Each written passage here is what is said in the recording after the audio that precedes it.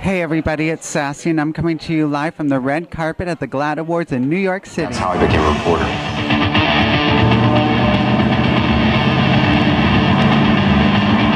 To me, being out in the field is really the most exciting thing. Time is short, though. 2/3 of this biological preserve have already been destroyed. Just remember, if I get eaten, just keep rolling. You're reminded of what it is about reporting that is great and what you love about reporting. The building that was hit. Shocking images from New Orleans. The story's happening all around you, and you're in the middle of it. It's become kind of a free-for-all. Suddenly a man jumped out of the crowd and tried to grab Neil's camera. That's when all hell broke loose. I don't believe in getting these stories out of my head. I don't believe in coming back and trying to be able to sleep well at night. I've never seen anything like this. Look at this. It is just complete devastation. To me, they're not stories. I mean, these are people who often end up dead or whose lives have been unbelievably tormented. All the kids that you see behind me are kids who took their own lives because they were bullied. Some of the peers of his peers called him faggot or called him just anti-gay slurs. A college student who's living through what you'd probably call a nightmare, targeted online and up close for attacks, called a Nazi, and worse, singled out for his sexuality, not by an ordinary bully either, by a state law enforcement official, an assistant attorney general in Michigan. I gotta ask you, I mean, you're a state official, this is a college student, what are you doing? This is a political campaign. This is nothing personal against Chris. I don't know Chris. What do you mean it's nothing personal? You're outside his house, you're videotaping his house, you're shouting him down at public events. He spent a great deal of time at work stalking Chris Armstrong and others, creating his ugly hate speech that he sent around. Why are you speaking out now?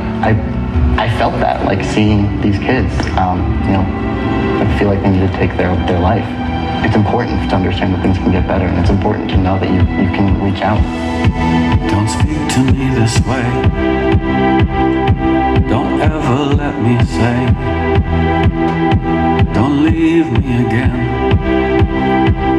Robbie used a webcam to spy on his roommate who was meeting in his room with a man. Clemente discovered the spying. Days later, he took his own life. He never really knew Tyler. Not the smart, kind, articulate, trustworthy, and dependable person Tyler was. All he found out was that Tyler was gay.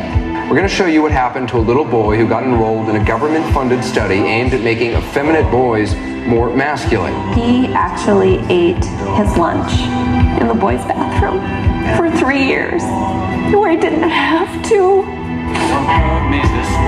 put himself out there, even just to have a friend. We've interviewed Craig's family recently. They say that the therapy you did with him as a child led directly to his suicide as an adult. What do you say about that? Well, I think scientifically that would be inaccurate. This was a little boy, and I don't want him to be remembered as a science experiment.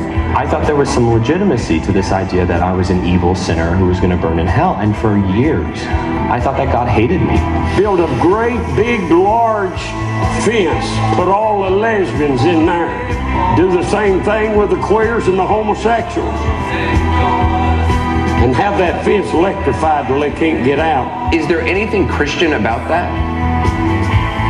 I see nothing Christian about it and nothing American about it. Traditional marriage means respect for love and commitment and dedication and self-sacrifice, and that's exactly what these committed couples in Maine hope to do someday, and they will be able to do it someday.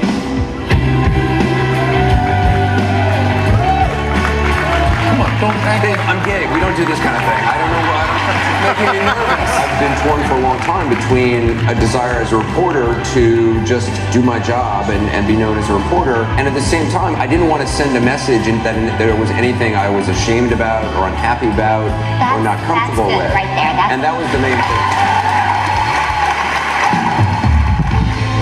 thing. It does me no good to think about myself as somebody who's well known.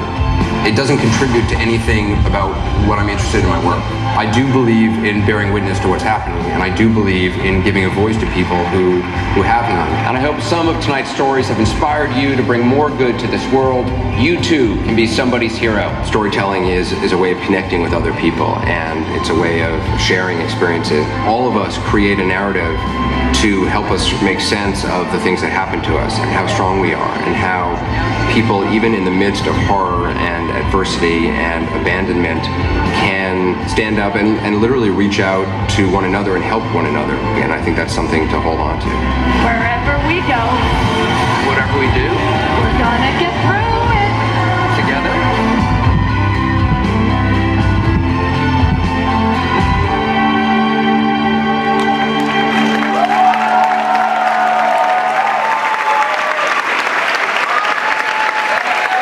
All hail the king. Anderson Cooper, please come and get your 4th Glaad Award, your 4th Vito Russo Award, and let me have a reason to grab your ass.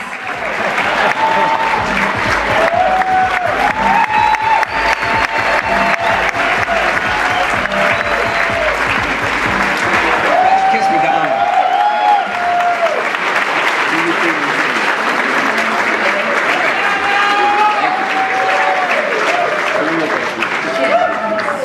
That's all right.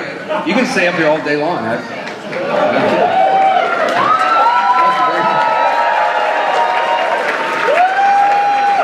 I have lipstick on me from Madonna? Do I have lipstick from Madonna on me? I do? No. Anyway. Oh yeah, well, it's the first. Kissing a woman, that is. First of all, do you know what it's like trying to be the follow-up act to Madonna? Please sit down, everyone. It is not easy. I want to thank Madonna for being here tonight, for her entire career.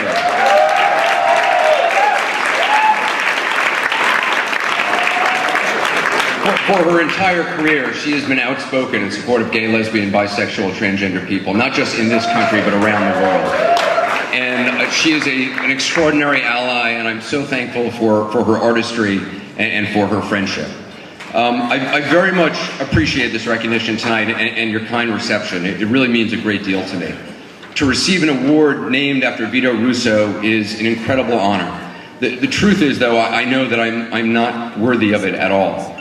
I read The Celluloid Closet when I was in high school, and it opened my eyes to the way that movies and the media for generations portrayed us, and how those unfair and inaccurate portrayals affected us all. Vito Russo was a hero as was Harry Hay and Frank Kameny, Audre Lorde, Sylvia Rivera. A hero as is Larry Kramer and Peter Staley, who is sitting right here, and I'm very happy that Peter is here tonight. A hero as was Randy Schultz and Spencer Cox, who sadly are not here tonight. I know that I am only here tonight because I benefited from what they and so many others have done, what they have spoken up for, stood up for, been arrested and fired for, been beaten and bloodied and bruised for. I'm only here because of what others have done, so much more than I will ever be able to do. As you saw in the video, I started as a combat reporter when I was in my early 20s. I actually couldn't get an entry-level job in TV news, so I had a friend make a fake press pass for me, and I borrowed a camera, and I decided to start going to wars by myself. And I went into Somalia at the height of a terrible famine in 1992. And that was really the first big story I reported on. And my first day there, I was in a town called Baidoa, and there were about 100 people dying every day in Baidoa, about 1,000 dying in Somalia every day. And I remember my first day seeing a woman and a man, a mother and a father, using a small kettle of water to wash the body of their son who died while I was standing there. He was just 5 years old. He was their last child. They'd already watched 3 of their other children die. And I remember seeing his skeletal body placed in a shallow grave. And a small mound of sand was all that marked that spot. And it was a mound of sand that very quickly was worn down by the wind, till there was no sign of a grave at all. There was no sign that this little boy had ever even existed. His parents had no photos of him.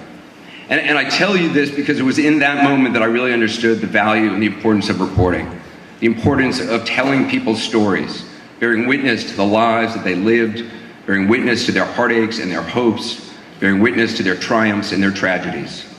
As a gay person, it's important for me to remember that all of us come from a community whose stories have for too long been forgotten or ignored, a community whose lives have for too long been ridiculed or misrepresented, a community that in spite of all that has found, in spite of all of that, a community that in spite of all that has found ways to love and to laugh and to care for one another, a community that has found ways to stand tall and stand up and make ourselves visible. I know that I'm only able to be on this stage because of generations of gay people who have come before, and some of their names are known, but so many more have lived and died in silence. Their successes and their sacrifices never recognized in the journals of the day or the history of our times. Their lives never even acknowledged, their love hidden in the shadows, hands furtively held in the darkness. I've had so many blessings in my life, and being gay is certainly one of the greatest blessings.